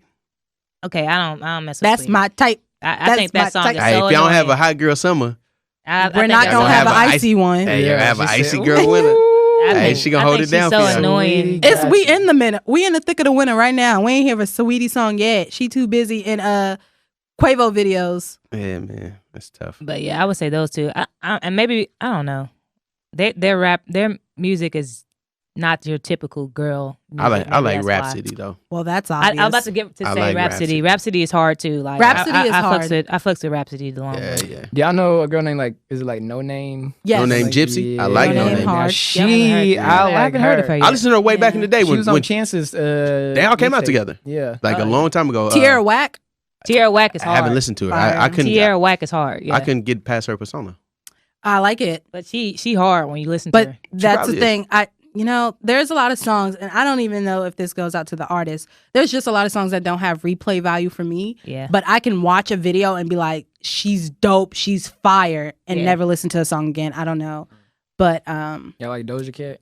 I love Doja Cat. Those should be. I like her energy. I like her I like in her it. energy. Yeah. I love the energy. I haven't heard many songs from her, but I I've like heard her. like the She's radio cute. stuff. She's fun. Yeah. Yeah. I like her new song. Did she the got that Say new So, song? with Say So. Whatever. Yeah, is that with the what sample is that from? It's with G-Eazy, right? What, Yeah. the song? Yeah, the song is with G-Eazy. It's a sample from I can't think of the song, but yeah, Yeah. I like that song. Shout out to rappers, man. Even the Shout whack out ones. to rap. Even the whack ones. Uh-oh. So y'all think Waka Flocka was a whack rapper? We gotta talk about Man, it. I like Waka. Waka got me hyped. Hey, Waka Flocka showed up to like Waka. OSU like every year. Hey, He Flocka was was always real. at OSU. Flocka was I real. like. though. I like Waka. He always said real shit though. Fuck my money up. And Now I can't re-up. Hey man, I know the feeling. He said, "I know the." I know the feeling. Yeah, I know the feeling. I feel like he was know. perfect. He was perfect for that Boy, time. that put me back to 2009. But I can't listen to that song without hearing Lil Wayne, No Ceilings remix. yeah. Well, Lil Wayne did kill it, but I can't hear I it without it. can't. I can hear it without it. can't. I can hear it without it. Because I Waka did his love- thing too. Even Waka though killed that. Man, He the college did. parties was I jumping. love when man. you in the club and they nice, play the Waka boy. one and then play the Lil Wayne one. yeah, I want to Yeah. hear both because Yeah. I mess with You both. gotta play them I run need them both. back. Like if he Yeah, picked man. one over the other, I'm not gonna be too upset. But I'd be like, I would rather hear both. Oh yeah, you definitely got to play both of them. Yeah. No, but he did say his realness overpowered him being a whack rapper though, and I can see that. I mean, because Right. if you're authentic to Yeah, who he's you not are like- and you put out whack music, but you're really from the streets Yeah. and people, I guess, fuck with you. Like, Yeah, I guess. he wasn't writing like mind numbing or like Yeah. mind boggling Yeah. rhymes. He made a good point though. He said, and this goes back to the Roddy Ricch thing, who he looks up to Young Thug and Future, and he sounds like Young Thug and Future. Waka said that he listens to Jay-Z, Nas, KRS-One. KRS-One. Like he was naming like rappers, like bar rappers, hitter yeah. rappers, right? Mhm. And so he's like listening to that, and then me rapping. He's like, I can't write no rhymes like that. I can't spit like that. So I can see why he would consider himself Right, a right, whack right. rapper. No, but low key when when Waka came out, like when his interviews was terrible when he first came out. He sounded ignorant as hell on a lot of stuff when he first came out. That's hood but mentality. it was fun. Though. It was funny though. Yeah. But like when after like people would make remarks about like how ignorant he was in interviews, he would like come back and like correct himself, like, nah, my mom didn't raise no fool. I know my shit, type deal. Yeah. And so I respected him for that. I mean, it was just like in the heat of the moment, like you get asked questions about politics and you don't really mess with politics like that. So you just like, I think politics is good. Yeah, don't ask any rapper except for Killer Mike about politics. Yeah, I wouldn't call him a whack rapper. Now, a lyricist, I'm maybe a whack lyricist, but a whack rapper. When I hear rapper, I think of an artist, not really just like a bar spitter. Like if I hear you're a rapper, like can you just put together a good rap song? Like if you're saying a lyricist, that's something different. Yeah, it's different, yeah. And the quality of a rapper today is dependable. Like it's on a scale because someone can give you a song, someone can give you the look, someone can tell you how to act, someone can post your tweets for you and tell you what to say in your interview. So you really are acting and you don't really have to be a lyricist or be a rapper because this is your job. And I think Waka gave us some good content too, because you can look at today's rappers, the ones that we think are whack rappers, but that's actually out here making money, like and making songs, and the kids listen to. Like I think Blueface Baby. Yeah, for sure. They was in to get they got their money. If Waka is a whack rapper, there are 10,000 others that's are worse. Also whack. That's worse. Yeah, they all on SoundCloud. Don't do SoundCloud like that, man. All right. We know my YouTube music and SoundCloud stance. I got respect for SoundCloud rappers. They trying to, get their music out there without getting taxed. Hey, any way to beat the system, man. Any way to beat the system. But I mean, I think that's all our music that we got. No, that's all our rap. Well, no, I want to ask about.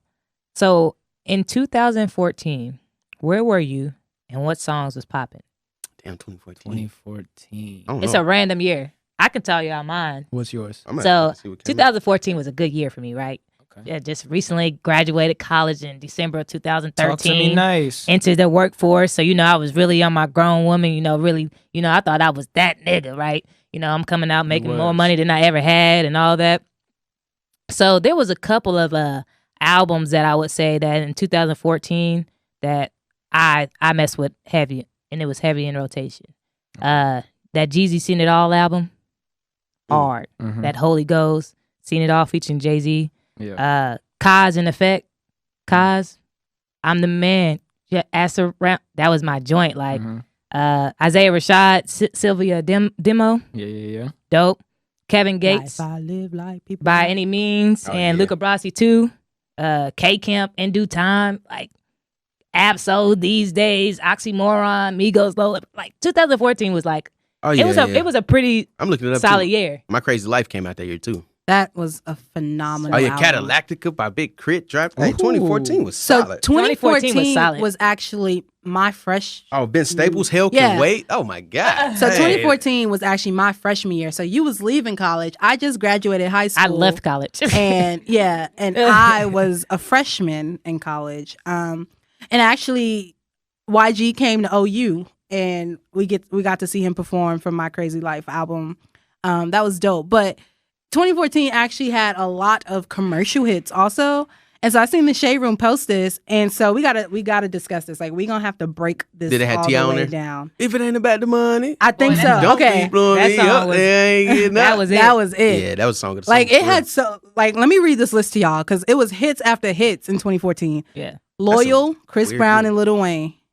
Yeah, that was all right. I like Coco, OT Genesis. I'm in love with the Coco. Okay. Yeah, that was that hit. Trap Queen, Fetty Wap. Like, Fetty Wap ran a year. Like, he ran a whole year and then left. Yeah, never be heard from again. Wiz, We Them Boys. That's all right. Hold up. Yeah, that OSU played that song every time the football players came out, though. They wore that out. Right. No Type, Ray Strumming. That was okay. Yeah. That was a pretty big hit. It's the only thing that Got the club going up. Hey, on a Tuesday. I didn't like that song. They had a lot of radio play songs. Yeah, Try Me, Dej Loaf. That sounded like a drug addict song. Yeah, I actually like Dej Loaf. Migos, Fight Night. Like, come on. That was like their big hit. That's what made them cross over. I Did think. a lot of just to live this here life. I was about to say, didn't Lifestyle? Yeah, I was about to say Lifestyle. Fire. Lifestyle They was had- it was a lot of Lifestyle was a radio. big hit. Big Yeah, Sean, Lifestyle. I don't with you. Oh yeah. Yeah. Lifestyle was big though. Bobby Shmurda, This money. a true. Oh, that's when we was. Oh, that's when he threw the head up. It didn't Let come me tell back you down. something. 2014 had That was- hits. yeah. That was a 2014 big year. It was It a good was. year. That's It was a very That was a balanced good year. time. That was a good time. 2014 was a balanced year because I feel like we had the conscious stuff, but we also had the radio friendly stuff. So I think it was a very balanced year. What? Oh, what was your favorite song that we just listed? Lifestyle. I think that Yeah, lifestyle. I Lifestyle was- probably listen to Lifestyle like Yeah. every day. It was But- a vibe. That song was just Yeah, a it just- vibe. it made like you feel good. your mama, You your don't know what the fuck grandma, they your saying, daddy, though. everybody. You didn't know what the hell was saying. Yeah. But Yeah. everybody could vibe to that song. It was just And I was like, I think that was like almost the beginning of Young Thug, like probably the biggest. yeah. I think Like, it was. Yeah. I think that was that was probably his his first breakout. song. Yeah. Yeah. And then I'm not gonna lie, "Try Me" by Dej Loaf, when she Yeah. said, "Rock that all white when I'm feeling godly," I used to say that every single day. you was Yeah. the, Man, don't sleep on Thought don't you sleep was on an Bobby angel. Shmurda. What? Though. Bobby Shmurda was out here. Hey, I like Bobby. Bobby. Yeah, we was out Bobby. here. Yeah, we was. I Yeah, fucked with Bobby. I fucked with Bobby. I Bobby can't had wait. us Free hyped. Bobby and Rowdy. Like Bobby Yeah. had us hyped. Real nigga. Boy, that was I mess with Bobby. yeah. But Fetty Wap also ran a year. Like He he did. came out He with did. at least 4 hits in 2014 and then Yeah, disappeared. baby. Yeah, he did. And Remy. and he Yeah. got the best rapper ad lib out. What's his? Yeah, baby. Oh yeah, baby. Everybody know yeah. that. Yeah, you're right. You're right. Right. That's Yeah. so I much don't better than think that's Casey and the best JoJo. I don't think it's the best one. Oh, not better than Casey JoJo's. Oh yeah. Oh, whoa, that was stretch. yeah. Yikes. Come now. Now relax. Yeah. You're right. Relax. I'm calm. That's- Hey, yeah. we gonna I got skim hype. right You through gotta that part. relax. Kai is drunk over here. Come on now. You gotta I got relax. hype. I forgot who I was talking to too. Like I can't talk to y'all about anything that came No, out before but the 2000s. that was really a Man. stretch though. Like, That's a honestly, stretch, 'cause I wouldn't have- 'cause Jodeci. I- Ooh I- yeah. I feel like You right. Yeah, babe. Oh, I feel like Rick Ross's is better than Woo! the Yeah. You right. Dang. Or Jada Kiss. Yeah. Yeah, nah. you know who I that's think better got than some me. nice. Okay, no, I'm not gonna say it 'cause I don't Migos. feel like New York. Migos. Migos has a Who? nice. I, Who was from gonna- New York got a good ad lib? I like Fabulous ad lib. That nigga does not have an ad I like that nice. I like that nice. That I nigga. like it. It's Hey, cute. Nah, Fab's get out of ad here. lib. I like Fab's nice ad lib. His ad lib is a headband Hey, it. that nice. or His a fur ad-lib jacket, is fur a coat. head- But Migos, I think, is Some definitely backwards jersey. killing the game with ad libs. I think they definitely Migo. run it. They run it. Yeah, Migos is Yeah. they Back to Davell last week. Little Uzi has good ad libs. he do. Oh, he do. Oh, I can't think of what it is right now, but yeah. He has some good ad he libs. does have good ad libs. Y'all, Who else has good ad libs? have y'all heard Justin Bieber singing "Never Would Have Made It"? Never wanna make He did good.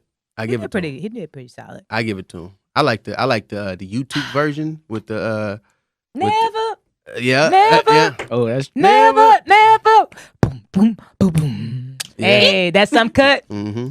boy. Nah, Never but- listen. I never Y'all can listen to going that song the straight to same now. Yeah. What was that? Marvin Sapp. Huh? Yeah, Marvin Sapp, not Justin Bieber. Yeah. No, but hey, Justin Bieber did a good job though. He sounds did better than really I good. expected. I'm not gonna even hold y'all. It sounds like I'm hating. I sent it through a DM and was like, he actually sounds good. But I have this thing with Justin Bieber and Justin Timberlake and all the Justins when they all the Justins. decide to like y'all know Justin Bieber all right, was I think I on. know where you're going. Yeah, he was on a bus singing "One Less Lonely Nigga" 10 years ago. Yeah. That is true. But Justin Timberlake ain't do none of that stuff, did he? Nah, Justin Timberlake. No, never but he did. always goes. He decides when he wants to jump back and forth from pop to R&B. But listen, they have He can do that, though, soulful man. voices though. They have soulful voices. I feel Okay, like but do you want that's to the be a difference. soulful singer? Because we can't jump back and forth. Yeah, I mean that's part of the privilege, you know. But I feel like that their voice it puts them in that R&B bubble. Like Robin Thicke, I feel like stayed consistent. He did. He did. He never jumped back and like Justin Timberlake and Justin Bieber make a clear jump. Like Yummy wasn't doing that great, and he threw Summer Walker on it. I still I like He had- Yummy. I liked it. I thought it was all right. It wasn't terrible. It's catchy. You love Justin but- Bieber though. No, I'm talking about. No, I don't love Justin Bieber. Come She on like now. that Journals Come album. That- Yeah, oh, yeah, boy, you was that- preaching about Boy, that. that Journals Yeah, album now is come fire. on That's now. the only Tell the album truth, that I shame like. the devil. because No. he went R&B on Yeah, the album. that He album put was- London on the track. Yeah, that album was a black album. That's the issue though. That's why we're It here was talking definitely a about black Justin album. Bieber, because you cannot do all of this stuff, go live your happily white privileged life, and sing One Less Lonely Nigga 10 years ago, and then come and just because you're great friends with Kanye West, who's also great friends with Donald Trump, sing never would have made it. He was like, wasn't he Usher's protege? Yeah, he was Usher fan. Yeah. Right. So you think they just be pandering to black people? For sure. I mean, we do control the cool though. We do. We set the culture. So we control the cool. I don't really have a problem with it. I have a problem with it when it's obvious. I don't listen to Justin Bieber, so I probably don't take it. Yeah, I don't really look for him either. But I'm gonna go back to the honestly, it's in the like culture, Miley Cyrus. Do we have an issue with that? Okay, now Miley Cyrus, that was obvious. That was obvious. That's different. Yeah, that's a whole different level. I feel the same way about Justin Bieber. I think it's just as obvious. No. Like I may cut Justin Timberlake some slack because he just goes in and out of being like relevant. See, I judge it off the sound. But, like, I judge it off the sound. I feel like Justin Timberlake and Justin Bieber, they have a sound that sounds more R&B than pop. Miley Cyrus, but she Justin was all Bieber the way didn't come pop. out There was no like reason. Country. Baby was his first song, and but that's Usher because put that's the box, that's the bubble they tried to put him in. But when he matured and his voice matured, he had an R&B singer's type voice versus a pop singer. I don't know. I'll give that to me. Ariana Grande. Yeah, Miley Cyrus was running around with J's on. And She was just Mike she was just doing too much. Come on, She was being Like, extra. That was like different. That was different. Chicken out there, man. And the next thing you know, she was married. And she calmed it down. He grew her hair back out. Nikki told her Miley was good. Like, Yeah. what's up? Now I don't like artists pandering to black people. It's like Miley Cyrus did Clinton. it. Hillary did it. Yeah. What's the boy's name from Dallas? The white boy with the braids. Malone? Post Malone did it, and he had the nerve to say, "If you want to be uplifted, don't listen to hip hop. Like And hip hop he is needs to depressive find and a destructive." genre because that is not rap or hip hop. I mean, but Just because it's a beat, like we accepted him with White Iverson. That nigga hopped out with some braids, White gold Iverson TVs, that gold probably teeth. also came out in 2014. That song was fire. It probably did. That was a good song, and I'm mad that we. But I mean, we let him in. Us with as that black song. people, man, we acceptable, That was man. y'all. Like, we But he accept- came out sounding like The Weeknd, and then he just totally switched it. Like The Weeknd could have made White Iverson, and it would still been good. You probably right. Yeah. Yeah, you are probably right. So. Yeah, man. But shout out to them. You know. So what did y'all think about I feel like this man has been getting credit all for the past 3 episodes. We've been talking about this man, Pop Smoke. Yes. So what do y'all think about the hologram in Paris? Shout out to Paris, man. That was dope. At first I was like, what the fuck is this? And but now shout out to him, man. Shout out to Paris for fucking with us over here in America. Y'all gonna put me on this boat by myself? What? What's your You boat? thought it was trash, didn't you? Like that shit looked terrible, bro. They should have just waited. Okay. Let me Let choose it my out. words No, wisely. let it No, out. just say Let it it the out. best way you know Raw how. and uncut. This Freely. BT uncut. Ooh, I like that. Okay. I love BT Uncut. Say Less Podcast Uncut. Tip drill. Mhm. We don't do no edits. We don't. That's a fact. Was he on the build to perform? Is that why they did it? I'm thinking so. That would only be right. Like he was probably set to make an appearance during that. Well, whenever they did that, and they was just like, "Oh, we're gonna put a hologram." Just I don't want to see no hologram of nobody. I think it was dope. I don't want to see it. I thought it was dope. I'm gonna take a bathroom break if they try I like to the pull way he a was doing his little hologram of it. dance. Give us 5 minutes, we're gonna be back. I liked it. It's I thought it was hologram. cool. That's weird. And also, has he had his funeral yet? They haven't had his funeral yet. I don't think. It's seen a little soon. I'm gonna talk about it later. It's too soon. I can't I can't give my hot takes right now. It's too soon. Why? Go ahead. I just don't think that. Rest in peace, the Pop Smoke. Yeah. Just say that.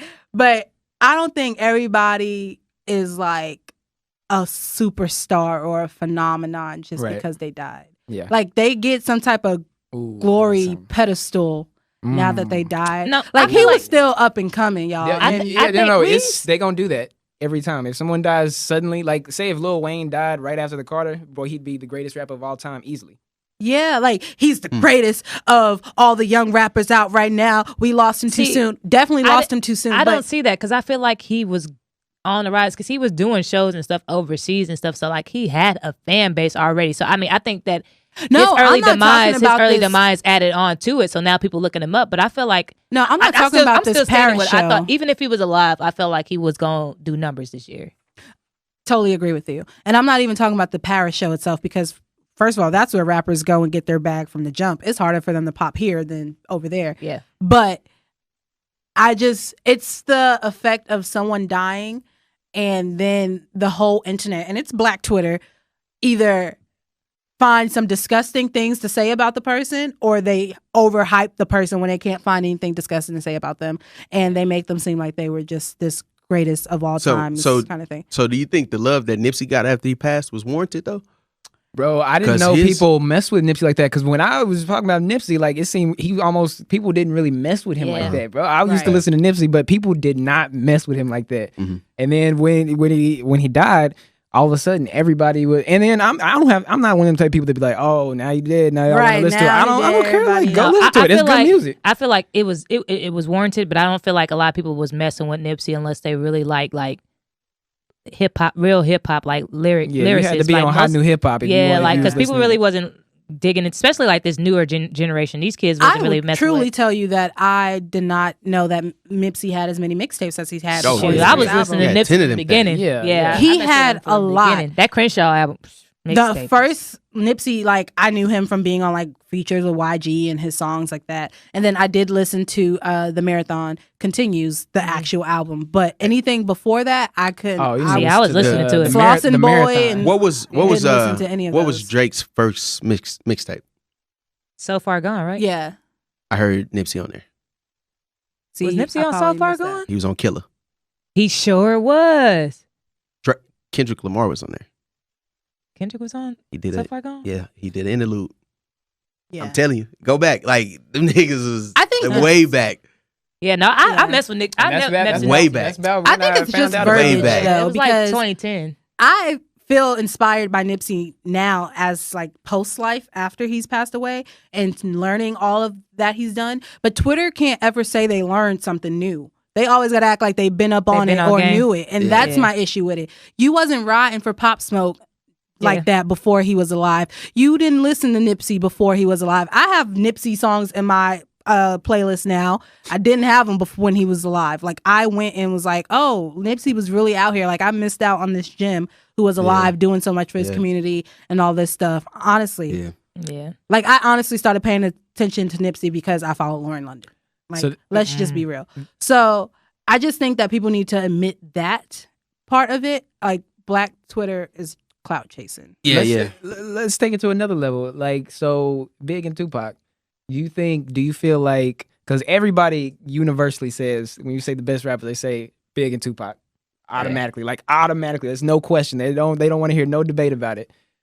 Do y'all feel like, say if they had not died and they just continued on, like my thing is people do when someone dies, so they're elevated. So we didn't get to see them make albums as they got older, and like Jay-Z and Lil Wayne. We discussing Wayne. Is it time for him to put it up and stuff? We didn't have that about Tupac and Big. You just heard the good stuff right in their prime, and then it's done. So they're like, oh, these are the greatest rappers of all time. Honestly, I think it's hard to say just because of the fact that let's say if Biggie and Tupac, they didn't die as young as they did, and they had a 10-year run. Like let's just say they made it to 2005, 2010, or whatnot. I feel like if they were still here, the way that music shifted, it would be completely different. You think so? I think it would be different. I think the sound wouldn't be where it is today if they were still running.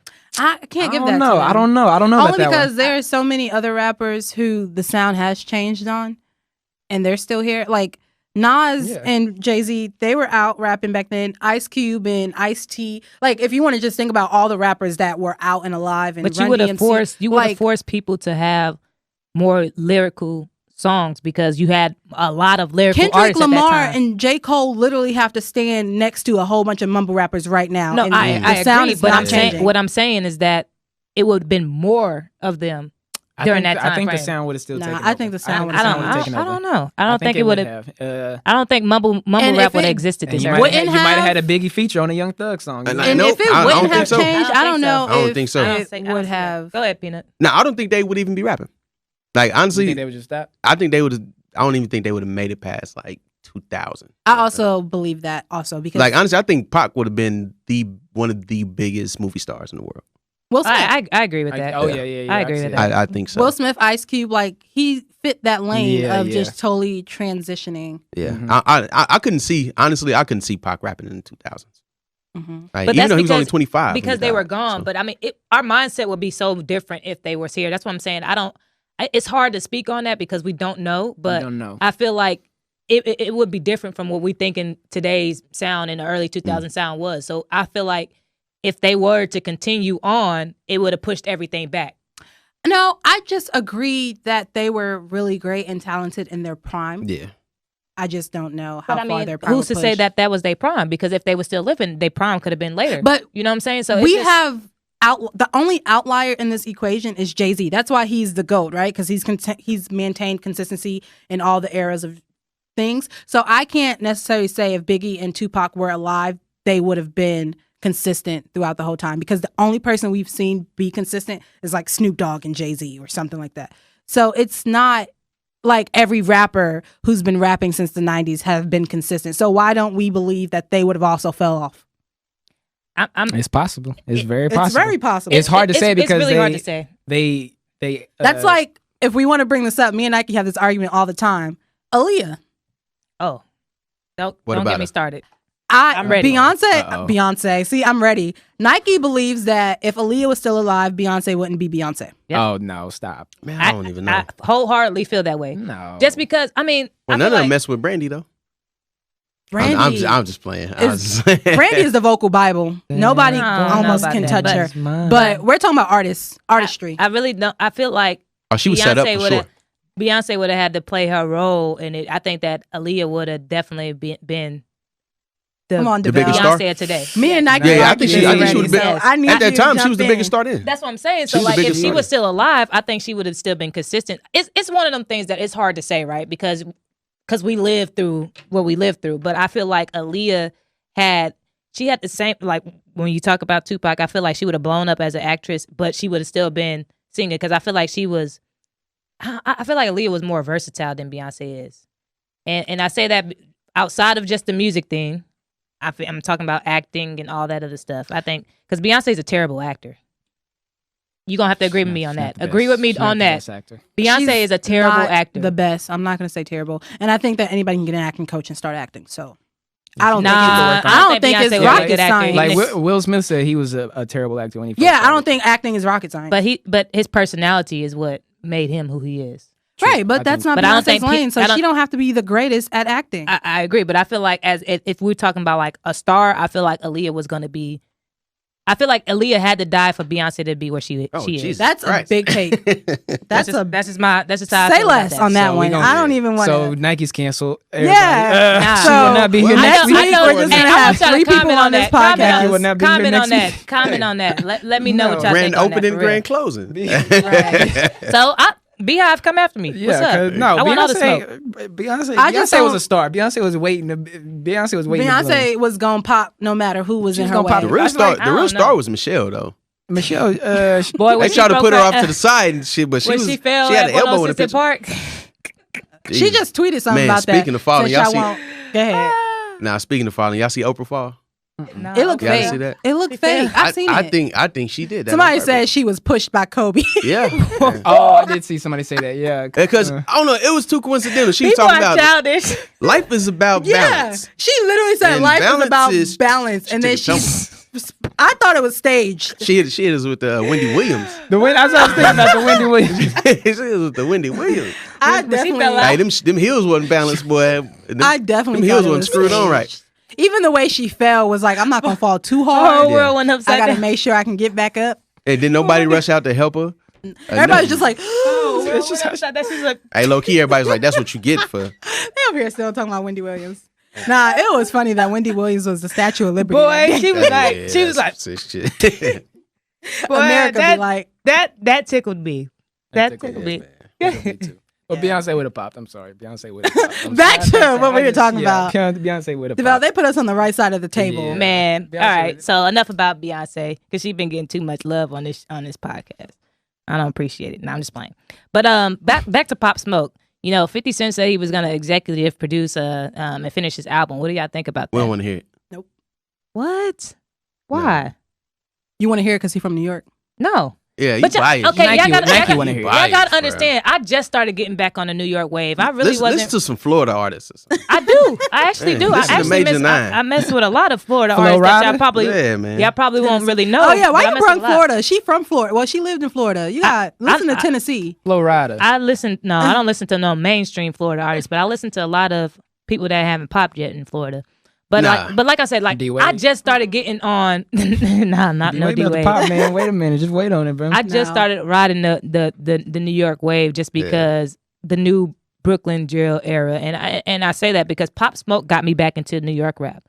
Now, like I said to you all, like I've been listening to a lot of old school rap, and it just so happens that most of them from New York because that's where hip hop originated from. So like in a lot of documentaries, like it all goes back to New York. So I've been doing a lot of research on that. So that's why I mess with New York artists so heavily right now. But if you ask me who my favorite rapper is right now, my favorite rapper right now is Kendrick Lamar, hands down. But if you ask me like who's my favorite group of all time, I'm gonna tell you, I guess the AT-Aliens. No. Outkast, no. It's gonna be from New York. Bone Thugs and Harmony is my favorite group of all time. Oh. So like but I don't really favorite group of all time is Bone Thugs and Harmony. That's a reach. Huh? Why? I don't know. Why? It was a point. I miss my Uncle Charles. As a kid, he pushed his forehead in the eyes. That video used to scare me. I did not watch that video as a kid, but I mean, it was just more so like as a kid, I just listened to it and I liked the sound. And, I knew all the words of the songs and stuff like that. That's funny because you don't like mumble rap or like people singing in rap. But they wasn't mumble rapping. They just was talking fast. But they was just rapping fast.